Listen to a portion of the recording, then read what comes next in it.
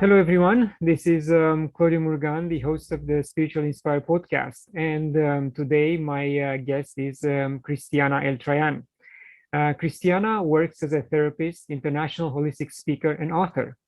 Additionally, she often travels for opening and maintaining energy portals along the planet, following the planetary energy lines and also the cosmic rhythms. These works are the result of the inner guidance that the author is receiving regarding these energy works. Her workshops and classes have as a main theme the energetic nourishment, the Taoist emotional intelligence, and pranic methods of healing and recalibration, converging to the consciousness of unity. Christiana combines the ancient knowledge with the modern scientific discoveries to bring a complex and complete picture on the unlimited nature of the human potential.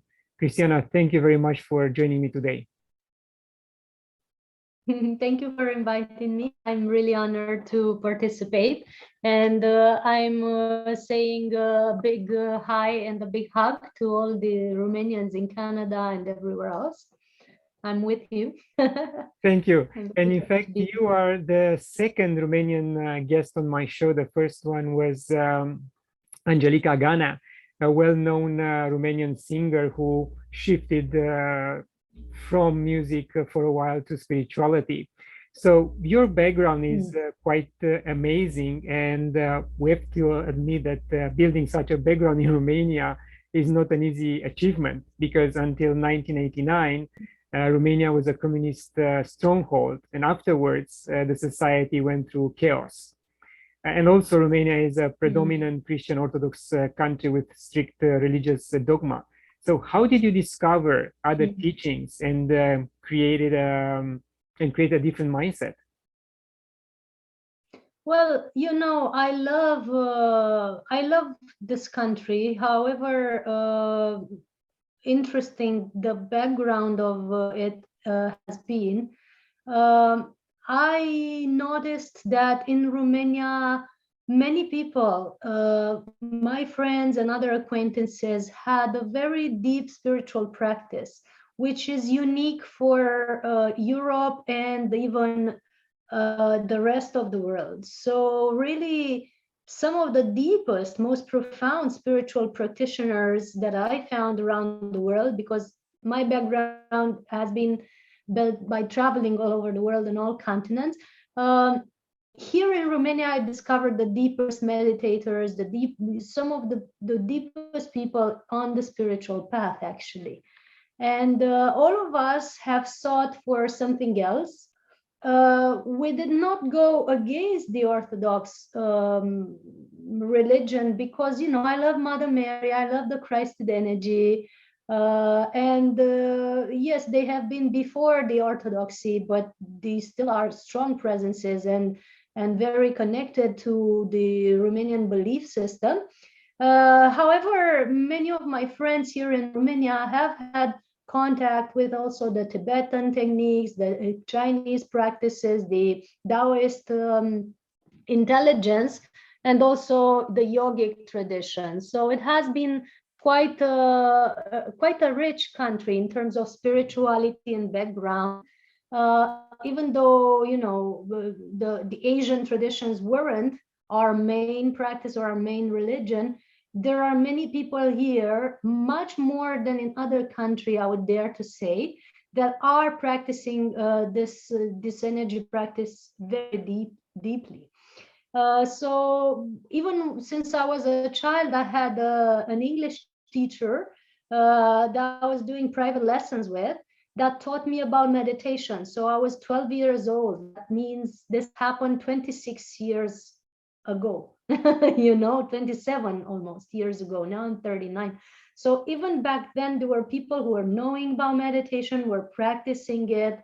I was taught about numerology. I was taught about the crystal therapy. When I was 12, 13, 14, I was learning all this.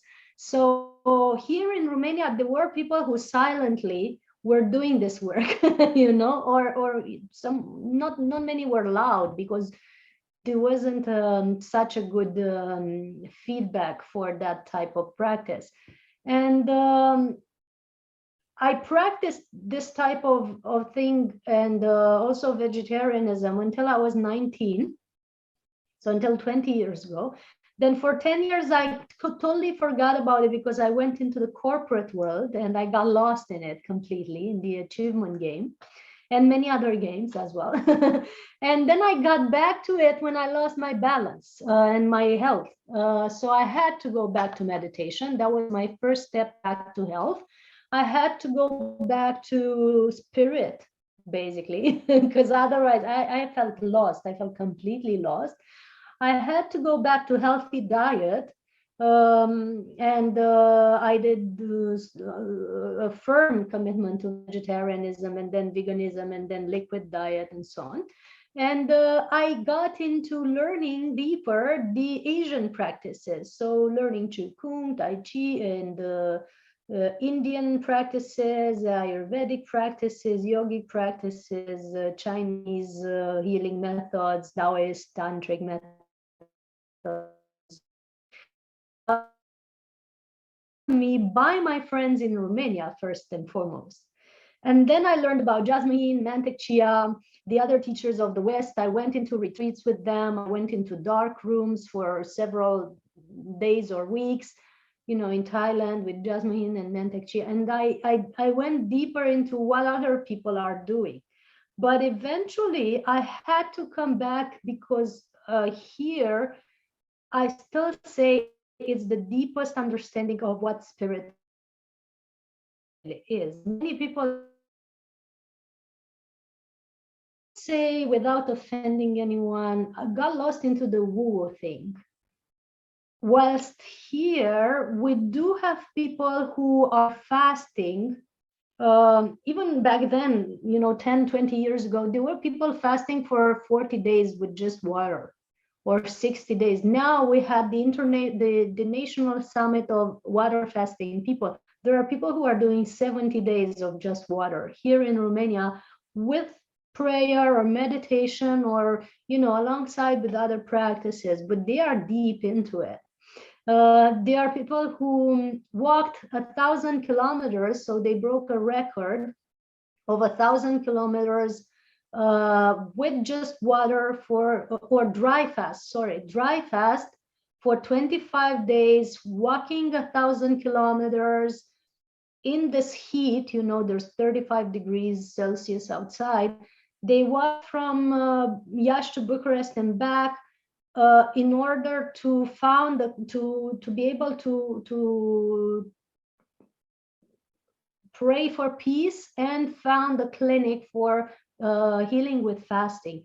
So this type of things are happening in Romania right now.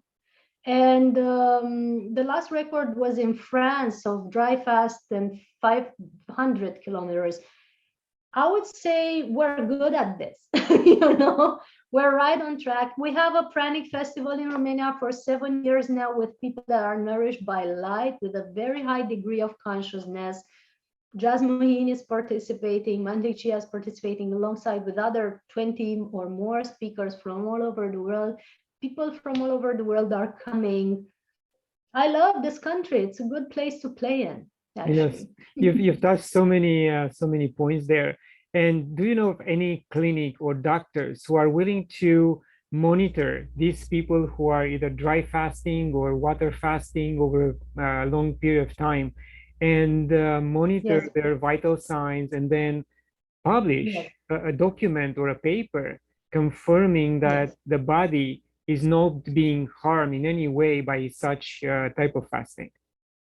Yes, I totally know. Actually, I had the honor to organize a Pranic festival in India in 2020, right at the beginning of the world craziness, I call it. And in India, I met the head director of the hospital in Ahmedabad, a neuroscience specialist who has monitored Prahlad, if you heard of him. Prahlad is a yogi who for 75 years hasn't eaten or drunk water. He had a very high level of consciousness. He was a Hindu saint that has lived 92 years of age. He has been monitored twice in that hospital of Ahmedabad, once for 10 days and the second time for 14 days. The second study, made with 35 specialists from various science fields, has been monitored and ordered by the Ministry of Defense of India, because they wanted to know if this can be applied to their soldiers so that they can spare some money in their budget, if people can be nourished differently. Yes. It's a good idea, and we should study it. That's what I'm saying. With children that are starving, with people that are having heavy lifting activities, and they need a lot of calories to ingest, we think we should study this to see how much we can actually save for ourselves and for the planet. And they did this study twice. This person has been monitored, showing very good results. I had the study in my hands, so I read it, I discussed it with other scientists that were present at that gathering. I can show you some videos with this person, if I can share the screen, videos with this person who has actually lived in that way and has been monitored to share his capacity. He has agreed to be monitored, the saint in a hospital, imagine, with 35 people guarding him, not letting him go to the bathroom or wash himself.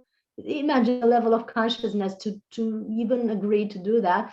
And he has proven that his body is completely healthy.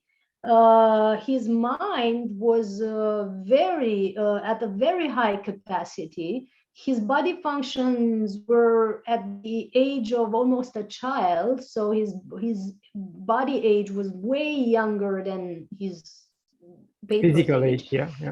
Physical age. And even one of the most astonishing things that we are still studying is that he was producing liquid in his bladder, and then that liquid was being resorbed without ingesting any external sources of liquid. So he was having this capacity, and I'll explain this for the ones that are open to understand, to convert prana into liquid in his body and then convert it back into energy, because it was disappearing from his bladder without him going to the toilet. So there are actual photos of that, and of his bladder being full and then empty, and everybody was guarding him, so he couldn't have done anything hidden, and he was filmed, and there were many scientists there. I met him in person. We shared stage on that festival, and blessings and everything, and I can show you the videos from our meeting.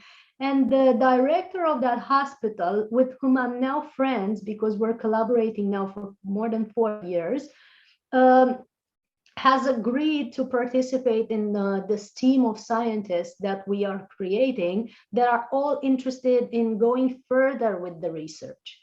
Because the study has not been allowed to be published. It's under non-disclosure policy. Agreement for more than 10 years, which is outrageous for humanity with what we're dealing with right now. We should have these studies published to know about our body's capacities, and I clearly know it exists.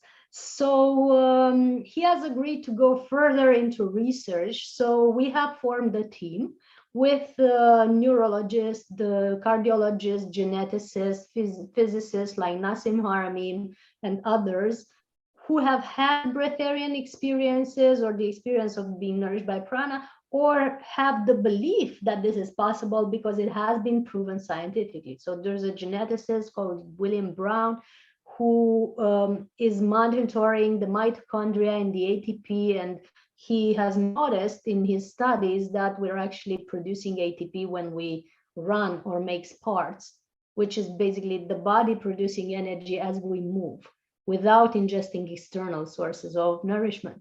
So all these people are now up and ready to share more information and do research. And there are breatharians or people who are nourished by light who have offered to be monitored.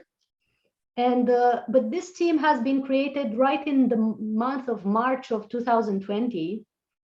As I was leaving Ahmedabad with the last plane that was flying out of India, I was in this house of this doctor creating this group on the phone with the USA and California and all that stuff.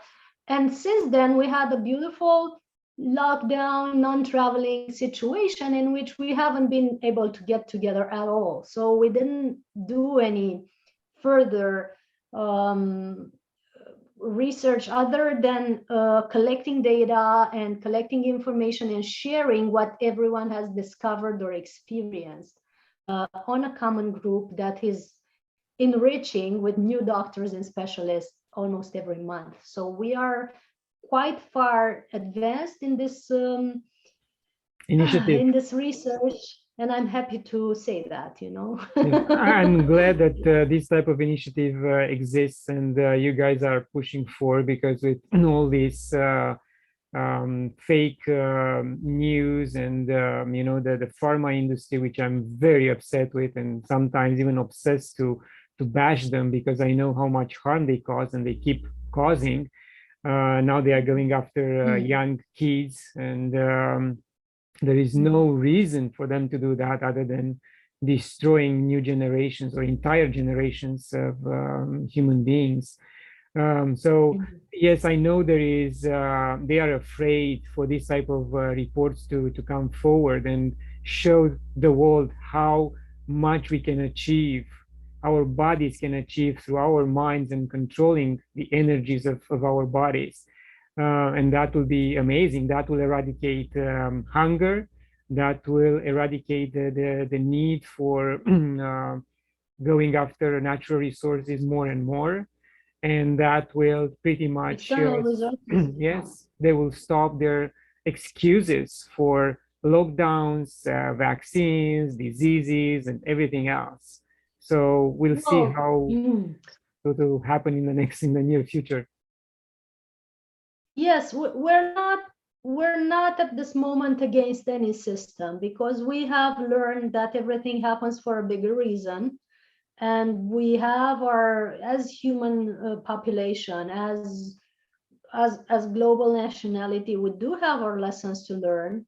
And until we stop using other people or beings for our benefit and pleasures,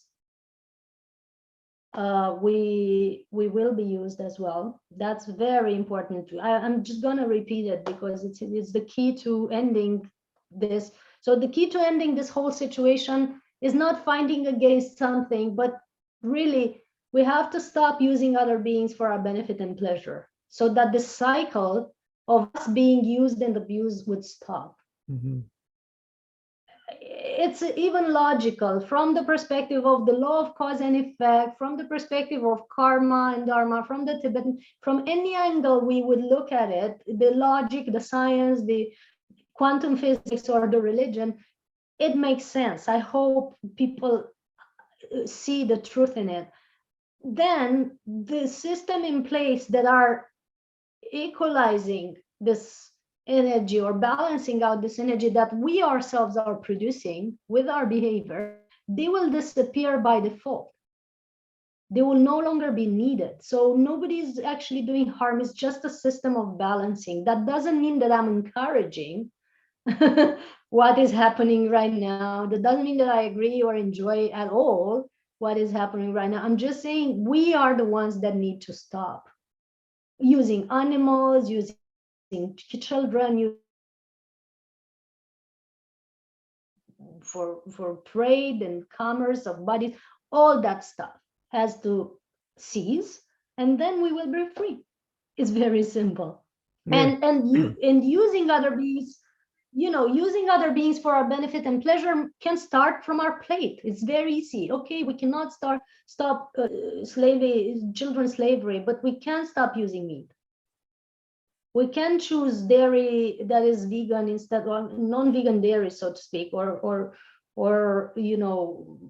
cashew milk and almond milk instead of taking the milk of a cow to use it in our diet. All that stuff can change if we change our habits. It's very easy. It's very easy. Yes. You mentioned the Pranic festival in India, and India is the country who came up with, the concept of prana pretty much. How hard was to organize such an event, and how was received? You would be amused that, the very people who were at the foundation of the concept of prana didn't really encompass the human ability to be nourished by it. So it was really difficult, even though we were talking about, the autobiography of a yogi, where we find these examples of Giri Bala and other people who weren't eating. Even though we invoked, the sayings of Krishna and others who have spoken about it, it was very difficult. Everybody was confusing it with pranic healing, healing with energy. Yes, and we were saying, yeah, well, it is healing with energy, but you can actually be nourished by energy, which is far, more advanced in a way. It took some more than a year to stabilize that concept, and it wasn't until I actually got there physically, and the director of the place where we were organizing went instantly into 30 days of fasting, that they got it. Because they had a clear example that was one of them that was doing great, during the festival and after, that they saw that, well, hold on, this is possible. And it's not because a blonde lady says that has come from who knows where, and who knows if she's true or not, but this guy who is one of ours and is one of the people that we esteem so much, if he's doing it, then it must be true. So that's how it went, actually.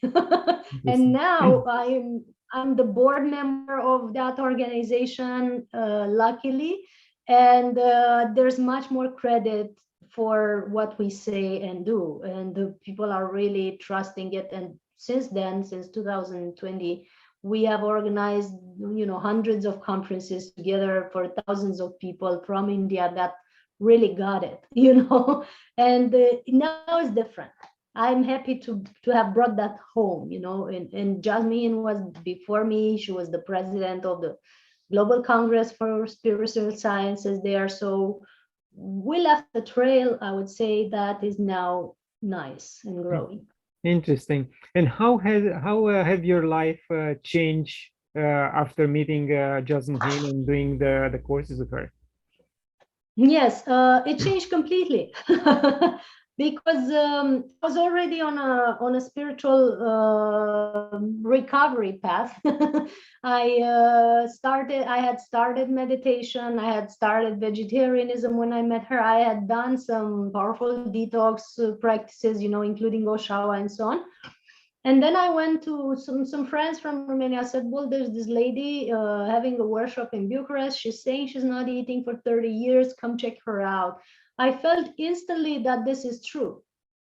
I was sure. I was like, no doubt. I can't wait to meet her, because in my heart I knew, and even since I was a kid, I was saying to the kids, we're all energy and everything is energy. So that was clear for me. I couldn't wait to actually see someone that is doing it.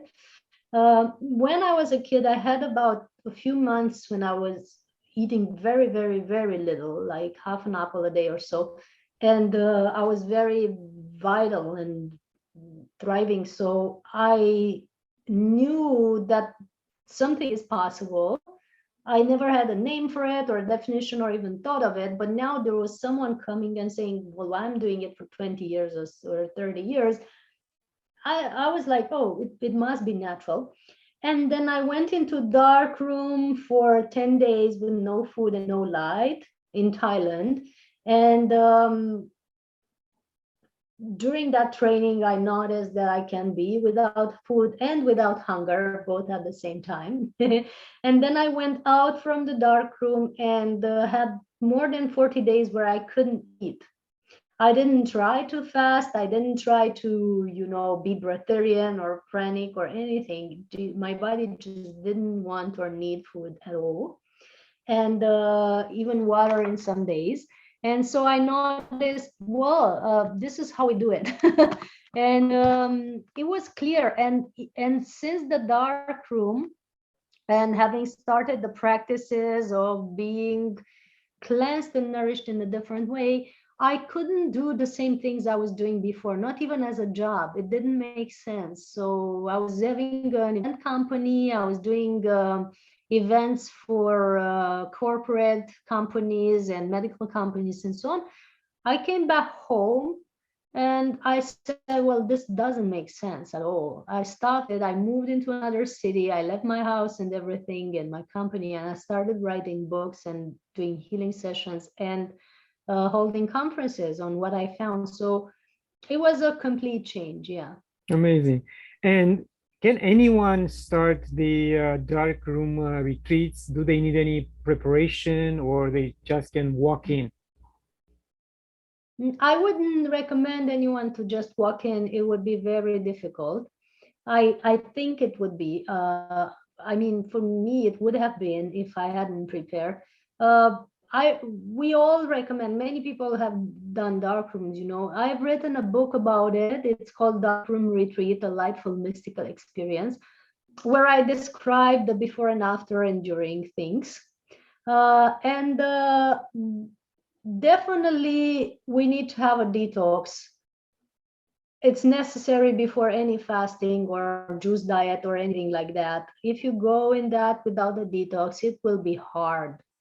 People get dizzy, people get aches in their bodies, people get a lot of turmoil and emotional detox as well. So it's best to do it before, because there you already have the darkness and your own stuff to deal with. And 40 other people or 45 other people that are in your field that you have to also navigate. So it's pretty much enough. It's best to detox before and do enemas and do some train. I was training even before knowing that I would go to darkroom. I was doing 2 or 3 days at home, blindfold and no food. And I didn't even know that I would go there, but it allowed me to give myself the space to not rely on eyesight and train myself to feel the things around me and rely on the other senses or on the subtle senses as well. And with the not eating as well, I had the chance to train myself before. In 2012, I did almost the whole year. I did a diet with just 4 cereals, water, and salt, which was called the Oshawa. I don't recommend that people do it. It's too much. But it was a powerful detox that I had to go through on all levels. And it had prepared me for the dark room, even without knowing that I would be there. So for me, it went easy because I had these steps before. But I have seen people that went in just like that, and it has been really hard for some of them. Yeah. And for those who want to look into the prana feeding path, are there specific steps? Because, again, people are worrying about not having enough carbs and proteins in their diets. Yes. We don't recommend anyone that they stop eating without any training. It's dangerous and you might die. That's what we always say. And really, it's true. Some people have died. So it's a warning that people should have a detox. They should have some sort of energy practice during that time of initiation, or however you want to call it. And there are 8 steps that both us and Jasmine and others are recommending as a daily practice for upgrading your energy, because it's only when your energy is high that you can rely on an alternate source of energy, other than food. If your energy is lowered either by thought patterns or emotional patterns or physical ailments, um, that's blocking the circulation of energy in your body, the pranic flow, how we call it, and therefore you aren't fully nourished. So it's important that we keep our energy high, that we learn to train our mind, that we learn to navigate our emotions in a healthy way, and it's then we can circulate more energy through our physical bodies and rely on it. What I can recommend as a beginning steps, of course, go through Jasmine's books because they are great. We have written a book called the Pranic World Book, where we explain the basics of how many people have gone on this path. So I don't talk about myself exclusively. I talk about the main people in the field that have made it for more than 30 years in that state, or for more years, not necessarily 30, but they have been in that state for several years. And we talk about their path and their practice, because one has had the path of love or bhakti, one has had the path of science and getting their minds into a very high state of consciousness, and then they were nourished differently. One has had the practice of powerful belief, they were strongly into that faith and prayer, so they managed to stay in that state. So each one has had this individual specific path, and there's no recipe, I would say, but we did share about some of the common traits that we found, and some detox methods, and some emotional handling methods, and some mental practice for a higher state of consciousness. And also we shared about the science that you were asking about before. So the studies that have been discovered so far that are proving that the body is having an external source of energy, the research that has been done, and so on, and in the details about the hormones, the melatonin, the pineal gland, the ATP, the cellular activity, all that stuff that is required for the mind to understand and believe that this is possible, it is in this book. We should publish another edition, because since 2018, there's happened a lot of things have happened in this field that have added much more science to it. So there will be a next edition soon, but this is pretty good for the ABC of it. So this is what we recommend, to get educated and informed, and to have a daily practice that is actually upgrading your energy. Thank you, Christiana. You talk about our bodies moving from a carbon-based structure to a crystalline one. Can you expand on that, please, and how we can go through this type of transition? Yes, we actually are in this type of transition naturally. There was a time when I was believing, for some reason, that we are transitioning now from carbon to crystal in the last few years. But having spoken with Nassim Haramein, who is a quantum physicist, but also is trained in many other sciences like biology, and so I've learned that we're actually resonating crystals right from the beginning. So our bodies are like that. And therefore, having had this crystalline structure, it means that we are charging with energy. We are sensitive to energy. We are producing biophotons. So there's actually an article on my website explaining that we are producing light in our DNA. Our DNA is producing biophotons, and we are resonating like a crystal, which means that the external environment and the words we are saying and the belief systems and the thoughts and the emotions that are in us and around us can impact our structure, our physical structure, our cells, our cellular memory, and all that stuff. And it's very important to understand that this frequency of our crystalline structure is now upgrading. The planet is also a crystalline structure. The planet is a crystal. If we look at our mountains, we notice that it's basically a lot of quartz. If we look at the pyramids, it's a lot of quartz there and so on. So we are living on a crystalline structure that is our planet, with a crystalline structure as a suit, that is our body. And those two are resonating. So our bodies are resonating with the elements of the planet and vice versa. Therefore, it's very important that we are paying attention on how we resonate this crystal of ours, this body. And that refers to the quality of our nourishment, because the higher the frequency of the planet is, the higher the Schumann resonance, the higher the frequency of our bodies must be. And that's not a thing that we can choose. It's either you heighten your body's frequency or you have a lot of issues which are now present on the planet.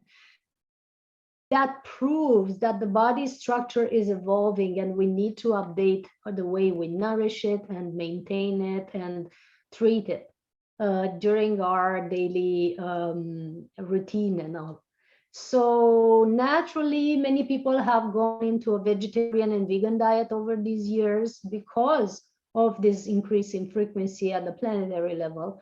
Many people have gone into different habits than before. So many have started to practice meditation, yoga, different forms of movement, dancing, qigong, and so on, or breath work or such. Over the last 2 years, especially, it has been a boom in this field of expertise, that is the holistic sciences. Many people are changing naturally, not necessarily because they had health issues, but some do change because of that as well. It's because our structure, our crystals are getting upgraded, and we need to upgrade our life accordingly and our nourishment accordingly. And we need to go into a lighter diet in order for our bodies to be sustained here. Otherwise, they just perish. Yes, and I think these changes sometimes come as a urge from within. And our ego, I think, is pretty much disturbed and puzzled at why I want to do this, why this body wants to do this type of activity, because it contravenes with what I would like to do as an ego. And I know of myself because there are days when I say I have to go outside right now and look at the garden and see how the plants are doing. And I don't put a second thought into it. I just move my legs and go outside and, feel the grass and look at the plants. And I don't ask questions. I just You go. need to ground. So Yes. I think this is the process a lot of us are going through right now, and that's beautiful. Yes, and we intuitively receive this guidance. Like you receive the guidance to go and ground yourself and connect with the elements of nature, or maybe to the plants, devas, and so on. Many of us have been guided to go and live out in nature. So I moved. The second time I changed my life completely was 3 years ago. Was coming back from a Pranic festival.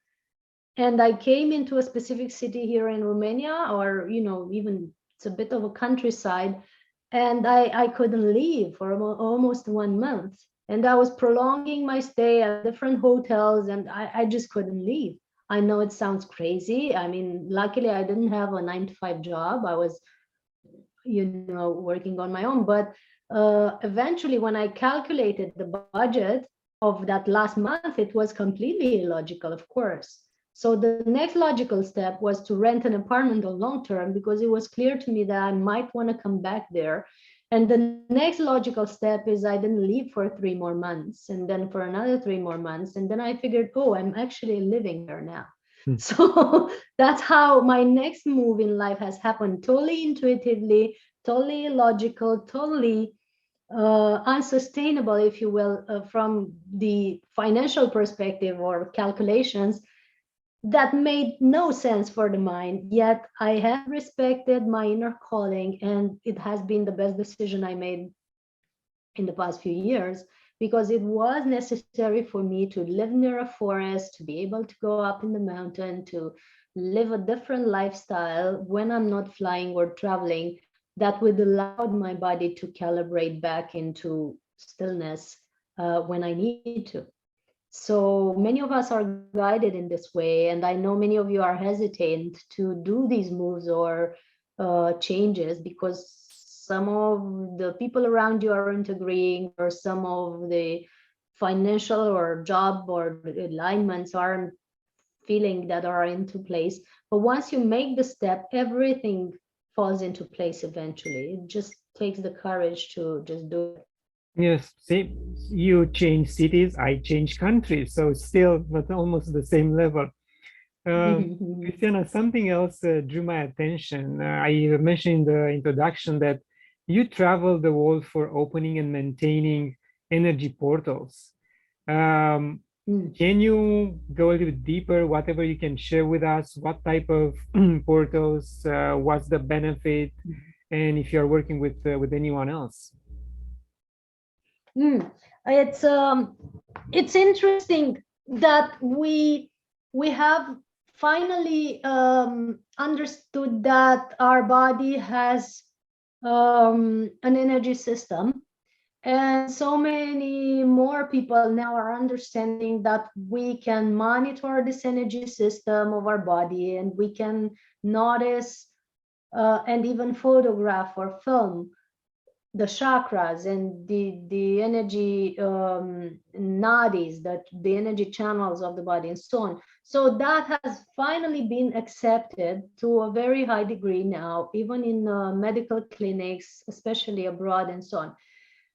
What we didn't learn so well so far is that our planet has an energy system as well. She has chakras too, or energy vortexes as we call them. She has energy channels as well, and we call them ley lines.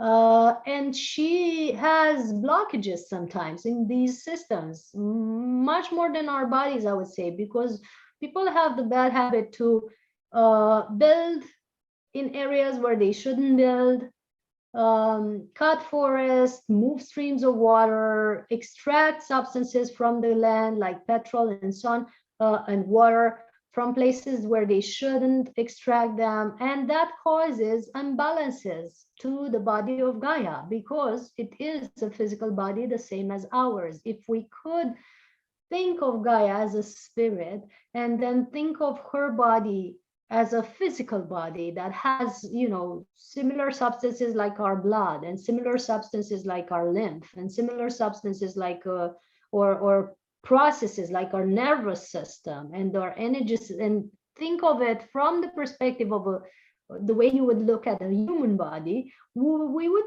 certainly think twice before doing any modification to her body, knowing that any modification, if you extract excessively the blood from your body, you are having a big issue. Or if you're losing a lot of water, or if you're cutting out an organ that should be there and then there isn't. So the same thing we have done to the body of Gaia for way too many years now, since we learned to have free will and human power. And that has caused a lot of imbalance in her physical body. And her energy system, and her chakras and ley lines or energy lines. I have learned to feel that. In a way, the more you expand your consciousness, the lighter your diet is, the more you practice anything that has to do with energy work and upgrades your energy frequency. For some people, the more sensitive you become. So you can feel everything around you as being part of yourself and being one with you. So you're no longer feeling separated, like this is John and I am me and we are different and we are not united at all. Or this is Gaia, the planet, and I have a different body than her body, and this is not anything I would do to it, it's not impacting me.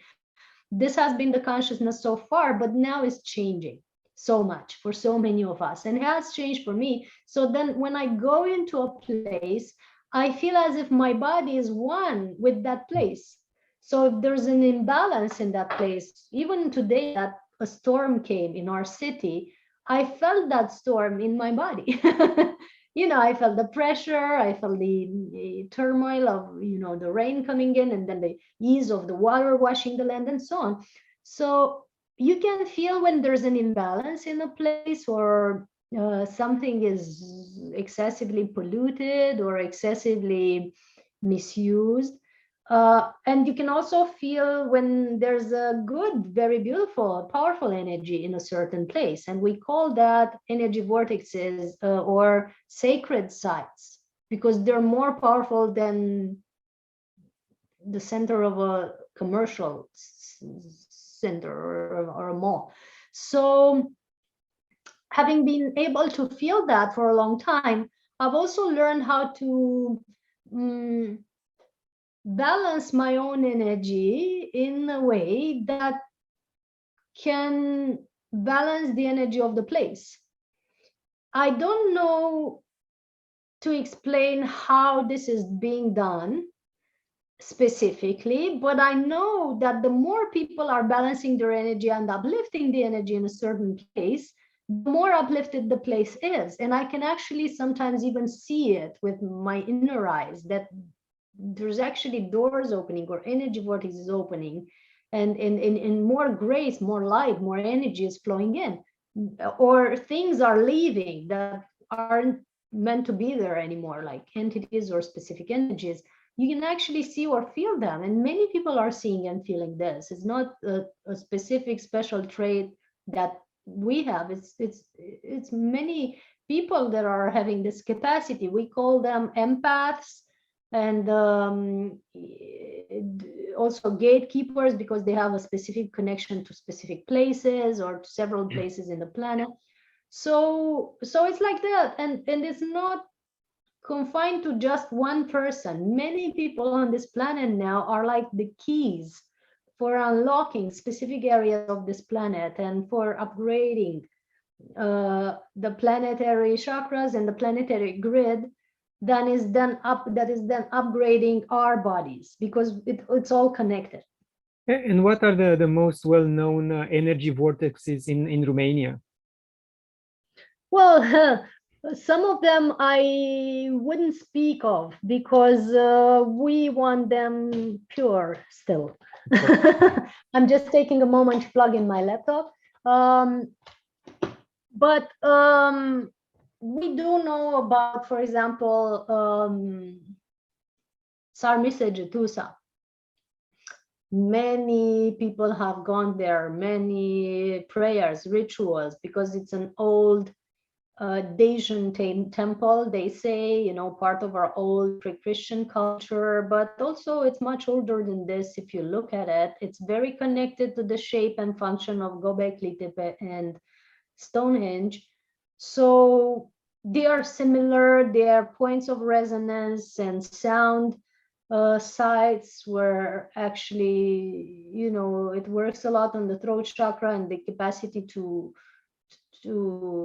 work with sound, to change realities. It's a way deeper explanation, but it's quite famous and quite well visited. Yeah. And people from Canada actually have come and spoken about it much more than the people in Romania. And there's a person from Canada who has built an organization there to support that place and make it famous. And another guy from Canada has explained pretty much all about it in his videos. I don't know if you've seen them. So it's interesting that while Romanians were not so interested in it, we had different other people from all over the world keeping an eye on it. And some of them weren't keeping a good eye also, which resulted in some strict rules at the site and so on. But it's still working pretty well. And we want to put this on a list of sacred sites of the world. The Gaia is now talking a lot about these sacred sites and explaining a lot of things about how they work. And they never looked at Romania. They don't know much about it, except for the movie about the Sphinx. They didn't do much And my next step is to speak to them and do the necessary changes in that. Oh, great. Christiana, I would like to talk a little bit about your programs, how people can get in touch with you and what exactly you are offering. Yes, well, the first most important thing coming up now is the Pranic Festival in Romania. It's a collaboration, of course, with external speakers and everyone else, but it's happening on August 15 and everybody's invited to check it out. If you type Pranic Festival in Romania on Google, you will find all details about it. And this is where most people who are in the pranic field, who are nourished by light, not needing to eat for more than 5, 10, or 30 years, are gathering either in person or online to share their methods and their practices and be with us, and you can live with them as a family for more than 4 days and really meet them and know them and see how this is possible. So that's the next best thing. Then there's a annual trip that we make to the sacred sites of Romania called the Trip of the Sun. We called it the Trip of the Sun because we visit the pre-Christian sun worshipping temples or sacred sites of Romania, and then you can learn more about this practice and actually feel for yourself how it feels to connect to the body of Gaia, to connect to energy vortexes, and to be completely upgraded by them, because it's life-changing retreat. And online, we share a program since 2013, since I went out of the dark room, that shares the necessary steps to uplift your frequency and be nourished by prana. That doesn't mean that you have to stop eating food completely. Nobody really aims specifically for that if they come into my field, but it does mean that it will uplift your consciousness to quite high degree. That's what I'm about, and that's what I'm interested in. And I never aimed for breatharianism, but I did aim for a higher consciousness, and we're heading in that direction. But as a consequence to that, everybody changes their diet, eats less or nothing at all for a long period of time, and they notice that this is possible, and that's what we can promise or convey with this program that is called the Pranic process online. So it's happening pretty much every month or every 2 months, or I will see how I'm guided to do it from now on, because it always changes. But it's also on video, and everybody can access it from the comfort of their home and watch it anytime. So these are the main things. And then we do light nourishment retreats here in Romania. We take people to sacred sites and we teach them how to be on juices for 3 or 4 days and notice how they can climb the mountains with no food and still be very, very happy about it. That's what we do. I hope to attend one of your programs very soon, if possible. We're approaching the end of the I'm the sure interview. it is possible. Yes, you're right. Any final thoughts?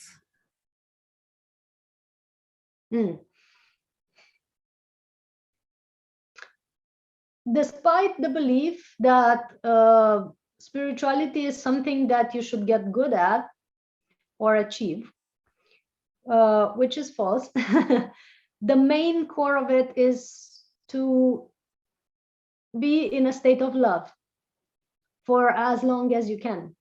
You are detracted from it by the natural or unnatural rhythm of the planet in your daily life, of course. We all do sometimes, but the main thing and focus is to get back into that state of love, no matter what. I mean, no matter what happens, no matter what someone said or did, or the policy or the government or anything has happened to yourself or the country or anything else, to remember that everything is part of a higher course of events, and to keep that frequency of love and non-judgment is the essence of life and spirituality, at least from my view. And the rest is a consequence to it. Anything that happens in your energy field, in your life, in your spiritual achievements, that you'll eat less or have clairvoyance. Even clairvoyance is a result of a state of love. The best of clairvoyance that people are training for so much nowadays is achieved when the heart is open, actually. And that's when you really see clearly. And that's the message, you know, to hope and aim and look for the ability to see everything around us from the eyes of love, or through the eyes of love. Thank you very much, Christiana, for the wise words. Thank you very much. It's been so nice to share with you. Thank you for having me. Thank you. And to my guests, thank you for watching. Share it, like it, get a free copy of my book when you visit my website. You can support me on patreon.com. And until next time, love and gratitude.